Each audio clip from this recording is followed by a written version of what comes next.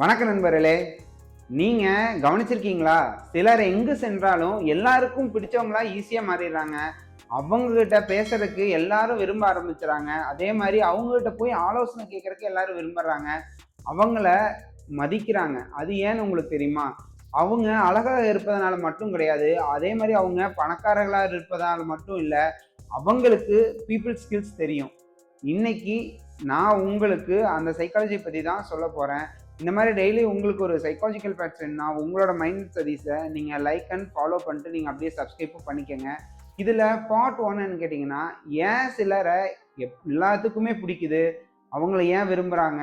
அதாவது மனிதர்கள் பார்த்தீங்கன்னா பணத்தை விட மரியாதை தான் ரொம்ப நினைவில் வச்சுக்கிறாங்க. அதனால அறிவை விட அன்பை நினைவில் வைத்துக் கொள்வாங்க.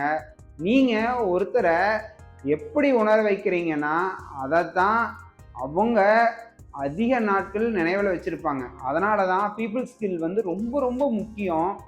இதில் பார்ட் 2 என்னன்னு கேட்டிங்கன்னா, ஸ்கில் 1. அதாவது முதல்ல ஃபஸ்ட்டு நீங்கள் கேளுங்க. அதாவது பலர் பேசுகிறத ரொம்ப திறமையாக இருப்பாங்க. இல்லைன்னா அவங்க அதை விட திறமையாக இருக்கவும் விரும்புவாங்க. ஆனால் மிகவும் பிடித்தவர்களாக இருப்பவங்க நன்றாக கேட்பவங்க மட்டும்தான். ஒருத்தர் பேசும்போது மொபைலை நம்ம பார்த்துட்டே இருந்தோம்னு வச்சுங்களேன், அது ரொம்ப தப்பு. அதில் நீங்கள் இடமறிக்காதீங்க. கண்களை வந்து பார்த்து நேராக பேசுங்க. அவங்க சொல்கிறத நீங்கள் புரிஞ்சுக்குங்க. புரிஞ்சு கொள்ள முயற்சியும் செய்யுங்க. அதுதான் ஒரு ஆக்டிவ் லிசனிங்க்கு உண்டான ஒரு இது.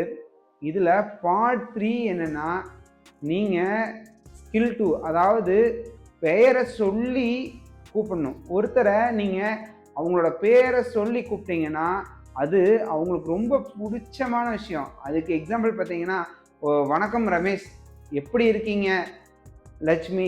இது சிறிய விஷயமா தோணலாம், ஆனால் இது வந்து ஒரு உறவையே வலுப்படுத்துறக்கூடிய விஷயம். இதில் பார்ட் 4, அதாவது ஸ்கில் 3, உண்மையான பாராட்டு.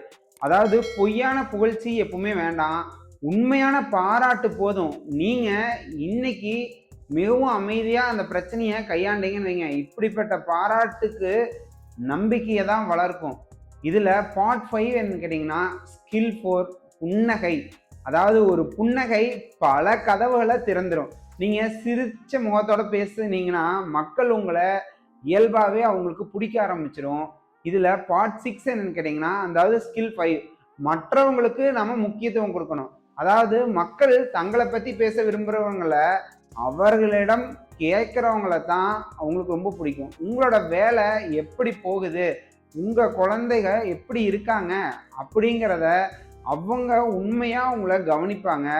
இது சைக்காலஜியில் ஒரு எக்ஸ்பிளனேஷனாக சொல்லணும்னா, சைக்காலஜி இதை தான் ரெசிப்ராசிட்டி அப்படின்னு சொல்கிறாங்க. அதாவது ரெசிப்ராசிட்டி. நாம் ஒருவருக்கு மரியாதை கொடுத்தோம்னு வச்சுக்கோங்க, அவங்க நமக்கு மரியாதையாக தர விரும்புவாங்க. நாம் அன்பாக நடந்துக்கிட்டோம்னா அவங்களும் நம்மகிட்ட அன்பாக நடக்க முயற்சி பண்ணி அதை நடத்துவாங்க. இதுதான் வாய்ப்புகள் ரொம்ப அதிகம். இதில் ஃபைனலாக நான் உங்களுக்கு என்ன சொல்கிறேன்னா, இன்னையிலேருந்து நீங்கள் இந்த 5 பழக்கங்களை கண்டிப்பாக முயற்சி செஞ்சுங்க. கவனமாக கேளுங்க, பெயரை நினைவில் வச்சுக்கோங்க, உண்மையாக பாராட்டுங்க, புன்னகையுடன் பேசுங்க, மற்றவங்களுக்கு முக்கியத்துவம் கொடுங்க. இந்த 5 நீங்கள் யூஸ் பண்ணிங்கன்னா மக்களை ஈஸியாக நீங்கள் புரிஞ்சுக்கலாம். அதே மாதிரி நீங்கள் மக்களை கவர முயற்சி பண்ணாதீங்க, அவங்கள நீங்கள் மதிக்க கற்றுக்கங்க. அப்போது தான் மக்கள் உங்களை இயல்பாகவே விரும்ப ஆரம்பிப்பாங்க. இந்த மாதிரி டெய்லி உங்களுக்கு ஒரு சைக்காலஜிக்கல் ஃபேக்ட்ஸ் வேணும்னா உங்களோட மைண்ட் ஸ்டடீஸை நீங்கள் லைக் அண்ட் ஃபாலோ பண்ணிட்டு நீங்கள் அப்படியே சப்ஸ்கிரைப்பும் பண்ணிக்கோங்க. Thank you friends.